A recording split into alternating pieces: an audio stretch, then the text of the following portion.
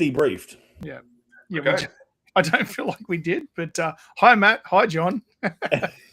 We just debriefed. We've been on here for 2 minutes, and everyone blames me for being late, but Matt, you were sorting out your new camera and your new audio. No, yeah, new audio. So at least, and new camera is also, yeah. I mean, there's a few changes to the studio at the moment. You're looking great. But also, having said that, Ray, you weren't the first person on either, so technically you were still late. I was on time. Oh, I was 4 minutes early. how does that make you feel? My children are not going down without a fight tonight. So, All right. this is. I don't know if this is like a first for a retailer. I'm pretty sure you've done bars, but I'll just use some AI here. That's AI. There we go. No, That was good AI. Yeah. Well, thank you. Are we just before we press on? Also, have we all got a beer? Have we all got a dram in hand? Are we all ready to I've go? got a beer. Yeah, good. I have a beer and I have a dram, and we're live. I thought I should just check that I hadn't done something wrong, but yes, we are also live. You can throw. There's a chat box here. I realize. There you go. Look at it. We can see who's saying if anyone's talking nonsense, we can see it. We generally. John's got to get a faster hamster on his dial-up. He does. Tasmanian dial-up is waning at the moment. Look, it's a small price to pay to live out where we don't have neighbours within a couple of 100 meters and not have to rely on Elon Musk's internet. Satellite. Elon's satellite, yeah. Well, basically what's happening right now is Artemis is blocking your signal, so you're all blurry, and it's not your fault. Anyway, yeah, also, I just realised I could take a hat off, right? Actually, what I'm repping tonight is our old friends at the Bothy Bros. Anyone who knows Abe Williams, got a little whiskey club, but he gave me a hat, and we've all got magnificent hair. Mine's up top. No, hold on. Okay. Mine's up top. Jarvis's is down below. And Ray, you're the best of both worlds. Do you see? I'm sitting on both areas. Do you see what's happening here? His is just like moving backwards on both fronts. Like yeah. And I've got my beer tonight. I'm drinking from the greatest brewery in Australia, the number one, Cooper's. Anyway. Do you love a Cooper's, a sparkling or a green? I don't mind their lager. They do a good lager. They really do. They do good beer, full stop. I love their. They really do on their stouts. I love them. I often challenge people. I often say, name a bad Cooper's. Well, I would how like every brewery has that one beer that you go, you guys shouldn't make this. Do you like their session? I love their session. I love their 3.5. A lot of people are like, it's not Cooper's, just that. No. But I agree with you. It's great beer, but session or whatever. You can't, like you just said, name a bad Cooper's. You can name one that's not for you. A lot of people don't like the sparkling. I do love to partake in a sparkling. It's an enjoyable beer. Anywho, okay, on with the show. Set us up, Ray. Enough talking shit. Let's get it. Let's get Whisky Wayfarers, part of Oak and Origin, as we all know, and Scotch Malt Whisky Society.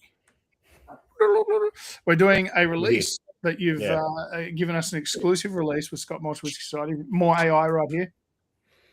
And it is, we had 2 minutes of brief, literally 2 minutes of brief, and I'm not sure if I'm allowed to call it out, but B5, you all know where to go to find out what that is. It's a 7-year-old, and I'm going to pop this open and give it a whirl. But you said beers before. Tonight I'm drinking an Esker because I just love this. Yeah. This is literally... I do like they were very good.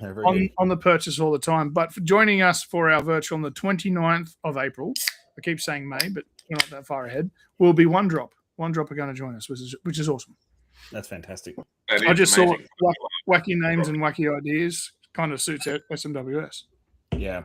One Drop do some wacky beers. So I think that fits with our profile pretty well. I wouldn't call us wacky, though. I'd just call us weird and eccentric and flavor-led. It's like it's... How is that not wacky, just with like more plural? Yeah. More syllables. Yeah, okay. Well, fine. Anyway, I'm left. I'm going to... I just have a bias, and I'm just on the mountain culture. I'm on the surface. Yeah, it's a blurry mountain culture, but... It's a fuzzy mountain culture. It doesn't look blurry online. What are you guys talking about? Can't wait till you see the recording. Anyway, here we go. John's got at least... Jarvis has got at least 10 pixels going here. It's great. We don't any more than that. Like in my 4K camera. Oh yeah, it's not the camera, mate. Look, this is a 4K camera as well. It's not the camera. It's the connection. I'm sure it's the connection. Feed. Right, so bit of silence in the room. We all love that. We all love that sound. I love your backdrop, by the way. A very custom backdrop for tonight. As well. Oh wait, I don't have one. Oh, well, we only decided we're doing this last night, so this is true. Yeah, so I hope you've all got a lovely glass, like this one. That's a lovely glass, Matt. We need to swap glasses. Can we trade glasses? You can trade glass. I'd like an Oak and Origin glass. A Denver and Lily. Anywho, John, I'll make sure you get some of this bourbon and the other ones. So we're going to be releasing this next week. Monday is the plan. Hopefully we're not 2 minutes late. What are we releasing, Matt? We're releasing a tasting set. Yeah, a tasting set. Now, what I'm really excited by is this is a first for us, as it is for you. So for those playing along at home, Ray and John have both been friends of mine and for a long while now. And Ray and I have been talking about collaborating in some way or another on and off for years.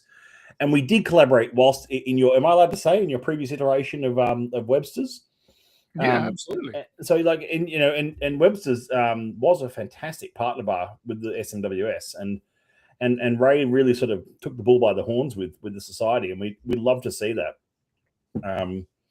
And we said, let's do an exclusive. And I saw we had 42 or something bottles, or 40 bottles coming in of this B5, the distillery of which we don't print on the bottle, but is named after someone called George. Down in the Hollow. Yeah, the Hollow. And George Hollow.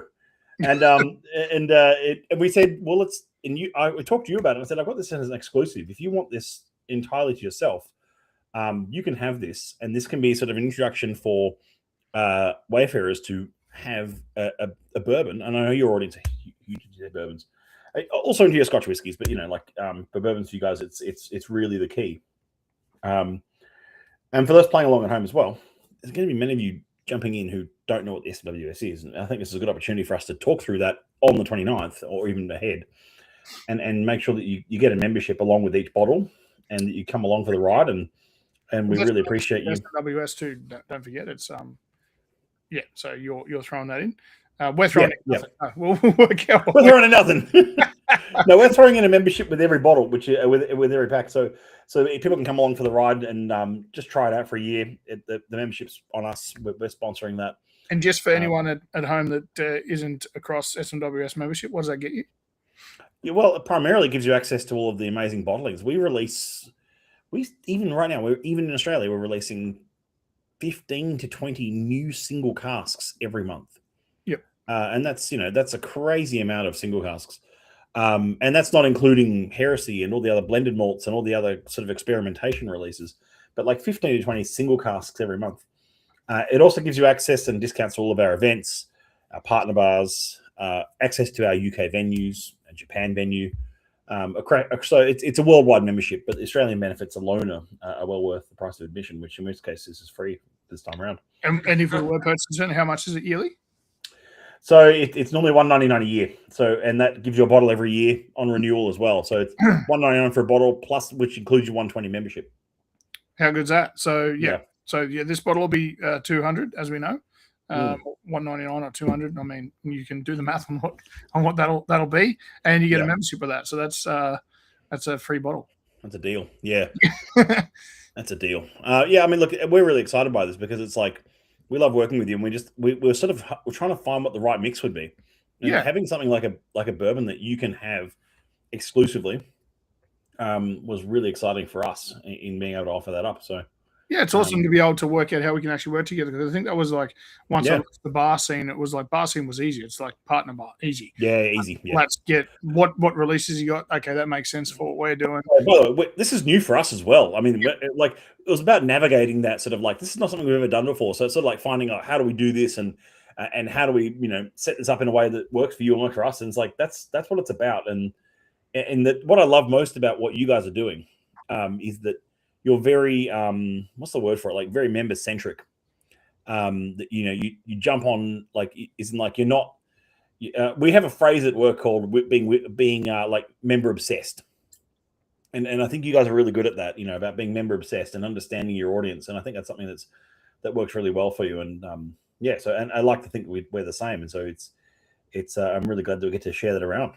Well, it also like being a single barrel as well, as everyone like you got so many people in SMWS who follow what you do.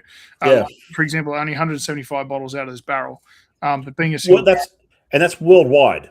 Yeah, exactly. So I mean, that's in Australia we've got 40 or something, and whoa. Whoa.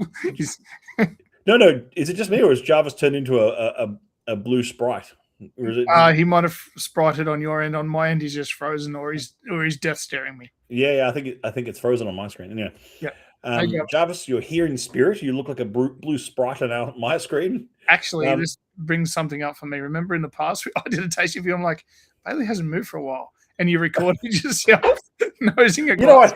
I had way too much fun playing video pranks during COVID, and I enjoyed it way too much. And I used to do things whilst I would do things like I'll show the audience what I was doing. I'd do this. I'd go, yeah, you're doing that, and I'd record myself doing that. I'd do a secret covert recording of it, and then I'd just put it on loop, and I'd sometimes talk and I'd sometimes say things, but my mouth wasn't moving. And people are like, wait, is Bailey actually talking? And I'll be like, yeah, he is. It's just, I'm just messing with you now. He's just not really there. I love it. Jarvis is blue. The crowd are telling us that. Yeah, he went blue. You turned into a blue Sprite for a moment there. But look at how equal backdrops. Look at Ray and my backdrop right now. We're just full of whiskey, full of goodies. Yeah, I've flipped the room tonight because the bourbon was on, and you're like, oh, nice bourbon line. So I thought I'll flip it around and this guy. Now, are you allowed to reveal that you've got some blue and red caps on the top shelf? Well, I think if I'm allowed to reveal, is really your choice, not mine. I think you should. Okay, well then I'll just get my. If Corey's still watching, Corey, you're gonna blow a gasket when you see what's happened here. We've got a very. Did my belly fall out then? I must have. Oh, only a little bit. That's for all you viewers at home. You're welcome. That one's for the ladies. Ladies, did you catch all that? You lucky things. So we're doing a 4-bottle tasting, and Matt has been gracious enough, and I won't tell you the allocation, but it's very slim that I won't get a bottle because I've got to feed you guys. Unfortunately, so I would love to. Corey's immediately, give me all of them. Well, that's not going to happen because I'm going to miss out. So it's going to be no ballot, no nothing. It's just first in, best dress, 1 bottle per person. And out of this 14-year-old harmoniously balanced, you already sold out of that guy. Hey, John? Already sold out? Yeah, that one's sold out. The harmoniously balanced has sold out completely. We had a wait list of people for that, unfortunately, but and the other one of you're holding there with the red cap. Do you want some more AI? Yeah. Do it. Come on. There it is. A dark and chewy beast. I wish I had a bottle of that. We have not released it yet. It is a 16-year-old whiskey from probably the most renowned distillery in Scotland. Probably the most well-known. One of 300. 62.2%, single barrel, 13th of October, 2008 it was distilled. Yep. 5 days after my birthday. I wasn't 2008, though, let's be honest. Look at my head. Ex-Oloroso, but first bill as well. How about that? Well, Matt, since you don't have one, there will be some available very soon.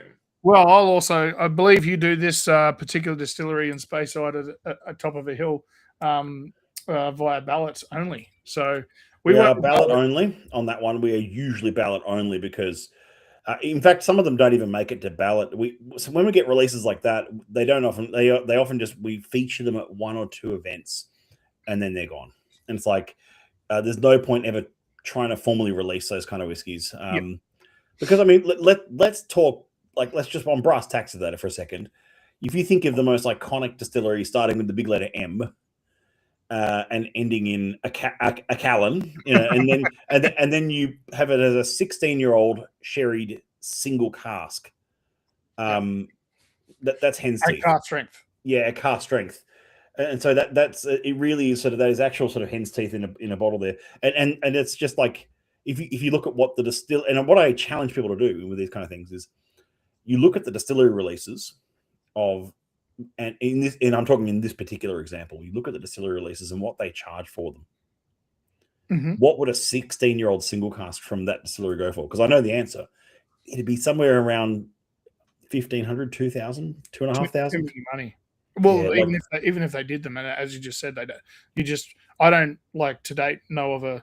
I know like the classic cuts are higher in ABV and this that the other, but what single cask strength? But single cask as well. They weren't single cask, but like I mean, I saw there was an 11-year-old single cask that the distillery released under their ESB program, their exceptional single barrel program, and it was $12,500. 11-year-old whiskey, and I'm like, well. Like, I mean, yeah, sure, I understand there's an audience for that, but it's like, it's incredible that we get access to that kind of spirit, and we don't butcher it. There are other indie bottlings of that big M distillery out there, but they're usually a bit butchered. They're usually a bit sort of either watered down or multiple casks, or there's a lot of 45s and 48% versions out there. Yeah. Anyway, we love it. Like we love sharing that stuff around, and we don't get much of it. So it's like just on that, we've got. One bottle of each to pack up, so 46 sets. So I would love to open this and try it, or both of them. Go for it. And well, then I lose my set for the night, don't I? Because they'll be the sets will be one bottle, one pack per person as well. Because with what we're offering, it's going to be pretty crazy. So it's going to go like hotcakes. We could just sell one this pack if you want to crack it right now and just have like. No, I'd rather another punter get it than try it right now. So, but also Matt, as you know, I'm you're not on my Christmas card list because I missed out on this one. I mean that's fine. I mean I'll gladly accept the loss of Christmas card. But if you can promise not to send me one, I'd be really appreciative. You don't know what's going to replace that Christmas card, do you? I just want to also just say, I mean, I have to make a comment here about just Ray, your generosity over the years has just been phenomenal. I've tasted some amazing whiskeys because of you, and I say that as someone who has access to an insane whiskey, but like that's like I get to taste then things that are outside my periphery a bit more, and I think, and also in the beer realm, I mean, I've often been called by fellow colleagues and friends as someone who enjoys fancy whiskey and shit beer. And that's true. That is actually really true. I operate in the realm of fancy whiskey, but if someone says, "Oh, do you want a VB on tap?" I'd be like, "Yes, absolutely." Like, or do you want a 4X? Like, yes, I want a 4X. Like, it's like I love my shit beer and I love fancy whiskey, and so that's why. But being exposed to things like recently the ones you sent out there. What was it? The one you're drinking right now? That dark ale you sent. I mean, that's the Eska. Yeah, Eska's great. One Drop was great. Is looking forward to that. And Jarvis, your Mountain Culture is a stone cold classic. I mean, there's a reason they're number one in the Gabs or whatever they are these days. Yeah, they're kicking goals. Yeah, look. To be fair, I'm not overly fussy with beers either. So I'm drinking Mountain Culture because it was left in Yeski from the bonfire on the weekend. So, but you chose to have it at your bonfire. So yeah. Well, somebody brought it. So love it. But I'm not dissimilar to you, Matt, except I just can't bring myself to drink any more VB. I'm sorry. VB's a different animal. No, VB's look. I'm like I said, I don't care. I love shit beer. I still love a VB, especially from the tap. Like when a pub's got a fresh keg of VB, it's just. But I mean, no pub has got a fresh keg of VB. No pub goes through VB that quickly, mate. Come on. Are you kidding me? Hold on. When was the last time you were in Victoria? The home of VB. They go through VB in Victoria. The trick, John, is in the name. And every time they give that one, they go, "That's a fresh keg, Matt." He's like, "Oh. Yeah. But I would just like to say on this one again, it starts with a C and ends in a 9 leash. Yep, there we go. We can say words. We can say the words. We can say the word Klein Leash. And you know what? One of my favorite distilleries, and again, so hard. What is there? A 14-year-old core? Yeah. going around that's what $180, I think now. It's about that much now. Yeah, and that's pretty much all you get from that distillery, unless you get IBs. So to have a single cask at 54.7. How many bottles in this sucker? One of 268. Insane. 14 years old again, and get in my tummy. I can't wait to open that with you guys and share it on the night. That's going to be incredible. It's so good. I mean, Clynelish is one of those distilleries that, I mean, it's got one of those stories behind it. If you've got a second, I don't know how. Yeah, we do have a second, but before we go into that second, just quickly, RRP. I can't remember. I know the Mook Allen is $3.99. Yeah, I believe, and this one is $2.39 somewhere around there. Somewhere $2.29 somewhere around there. Shut up and take my money for a single cask. Like you're paying what, $30 more than the OB, and you're getting a cask strength single cask with the same age statement. It's insane. I'll just sorry on the Clynelish. One of my favorite stories of that distillery is that they cleaned. This is like we're going back 7 or 8 years ago, but they cleaned the stills. And to clean the stills, they took the gunk out. They took all the sort of the gunk out of the yeast, the gunky yeast out of the line arms, and basically went, all right, now it's clean. And then they ran the stills and worked out that the spirit had completely changed. And so if it's not, it's like cleaning a barbecue to a lesser extent. It's going to change. To a lesser extent, yeah. So they put the gunk back in. How do you put the gunk back in though? Like, no, I'm not even kidding. They re-gunked the still. Yep. Yeah, they put the gunk back in, and now every time someone goes, "Oh, I love that sort of snuffed candle, brown leather jackets, like waxy of style of spirit," you go, "Yeah, that's gunk. That's the good gunk. That's the good gunk." I mean, that's that infection you like. Yeah, that's that infection you love. But it's like, I mean, and that's it's a gorgeous distillery. And I mean, the actual distillery itself has definitely been a bit. How do I say this diplomatically? Has been a bit de-Asiaified in recent years with the whole sort of it's a very sanitary sort of tour experience and whatnot. But it's also a fascinating bit of history about the cats and the distillery and everything. But we'll talk about that more on the night. But it's like, love it, love that spirit. On that, I can't. I know it was over £100. I feel like it was £125 because Clynelish. All the places we went to that were Diageo had the same barrels, all the same price. It's so boring. By the time you'd even been to the three of them, it's like, guys, do something different. Same year statement, same price, same ABV almost. It was like, you could line them up and pick an identity, yes, but there was a similarity as well. And that was annoying because I haven't tried that, but I have tried single cask Clynelish and everything before. And when you find a good one, it's a great whiskey. But let's not forget the underdog, the little puppy that could. And I love the name of this. Do Not Disturb Smoked Apples Resting. More AI. Yeah, more AI. Yeah, there you go. Do Not Disturb Smoked Apples Resting. It's yeah. So, and when you say finished, you don't mean it's finished. I was going to say that it's not finished. It's rye whiskey from Finland. Now, the reason I included this in your lineup was because I wanted to show, to throw a look. No, that's my first and last, I promise. As you were. Yeah.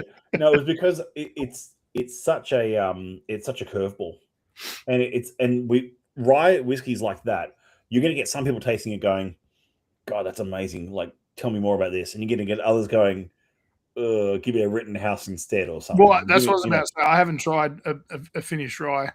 Yeah, much. I've tried like one or two probably over the years, but the big thing about a rye is, again, straight away they're going to put it up against an American rye, which is like putting an Australian single malt against a Scottish. It's not the same. It's never going. It's a ridiculous comparison that people love to draw. Of course, every time someone tastes an Australian whiskey, they go, it's like the ones that it's actually a whole different discussion, but there is a lot of Australian whiskey. There's a whole Australian whiskey now that does taste a lot like Scotch, and they actually do quite well because commercially do quite well, I should say, only because it's an easier step to make across for many.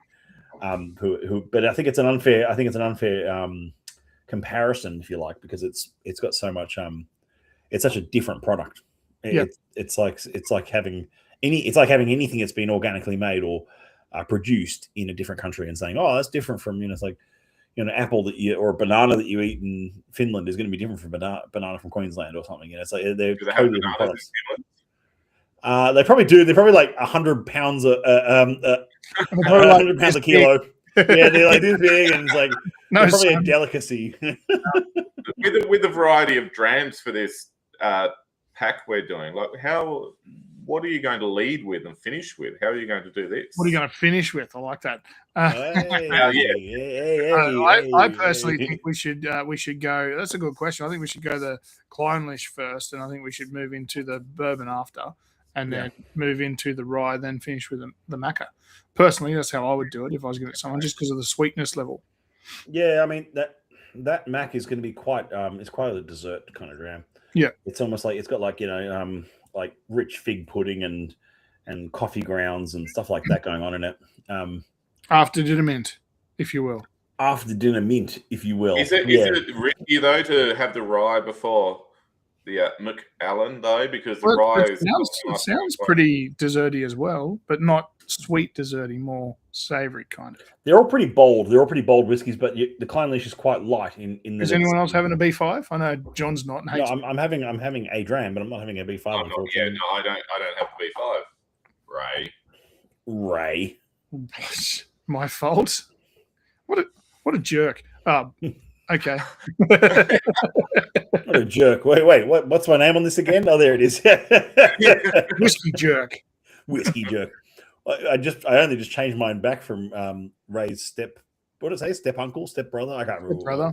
Step brother. Better looking step brother. Something like that. The better looking step brother. Sure. Thanks, buddy. Oh, no worries, mate. Yeah. Well, so Monday, these packs and these bottles will go on sale. Again, we have a very, very small supply of the other three. And, it's not a great big supply of this, let's be honest. There's only 38 bottles because I actually bought one of these off Oak and Origin. So good deal. Are the bottles and the packs all going on sale Monday? Is that right? Yep.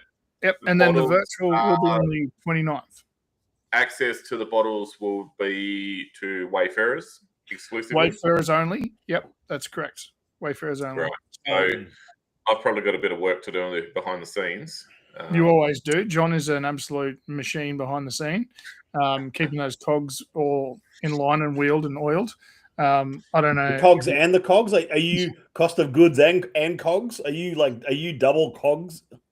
Cogs and cogs and cogs. Yeah, all the cogs.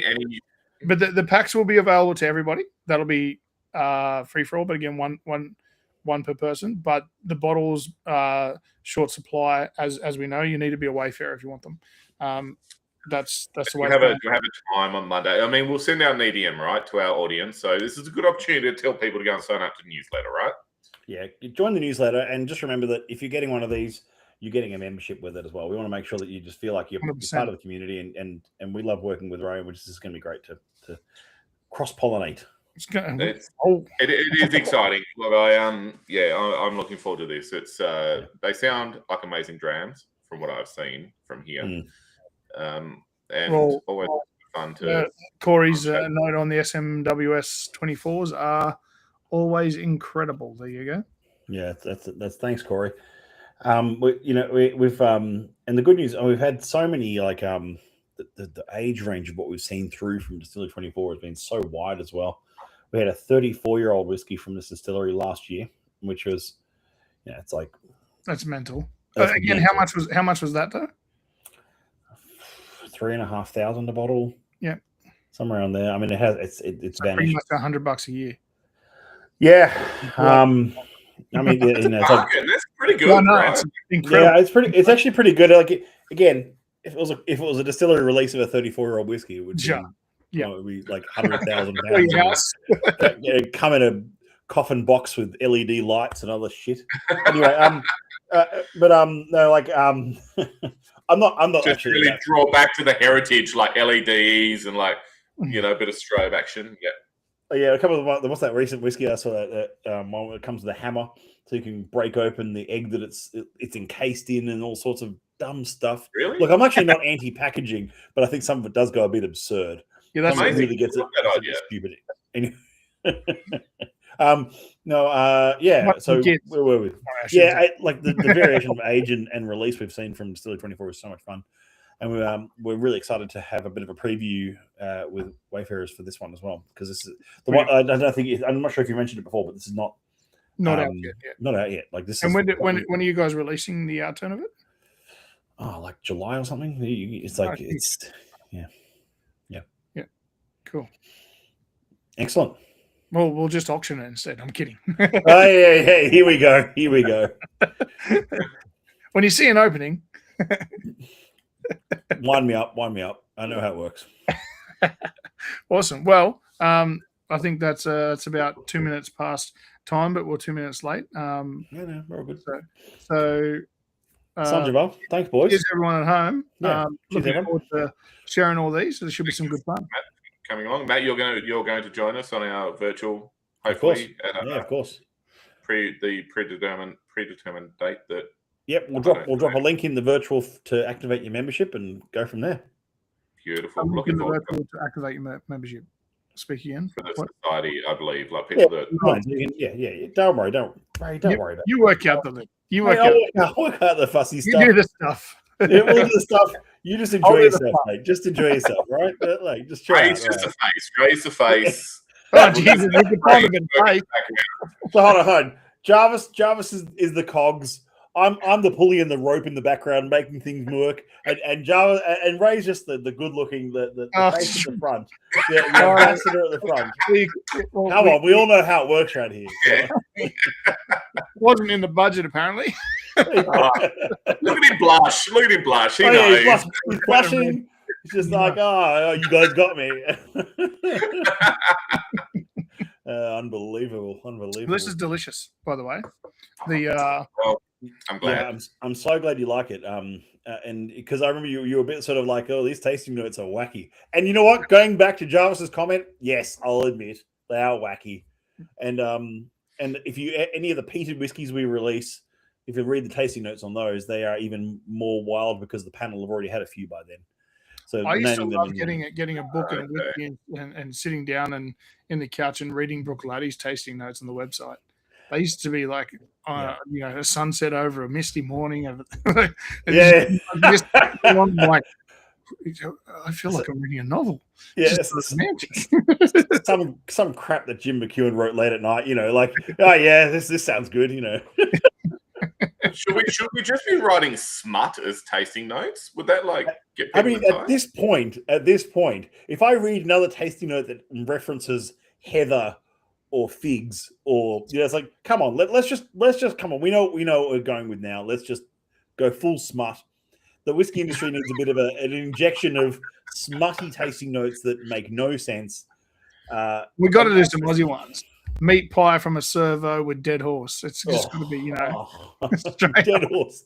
No, I see a different angle. I think this is an opportunity for us to start our podcast finally, and the first episode will be about smutty tasting notes. Yes. Well, just so you know, Matt, come on. A maggot bag with dead horse, that's a meat pie with tomato sauce when you're driving trucks. I used to be a truck driver, so,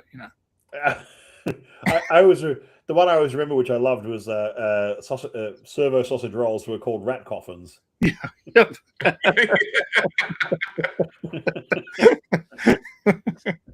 was my favorite. Anyway, we digress. Anyway. And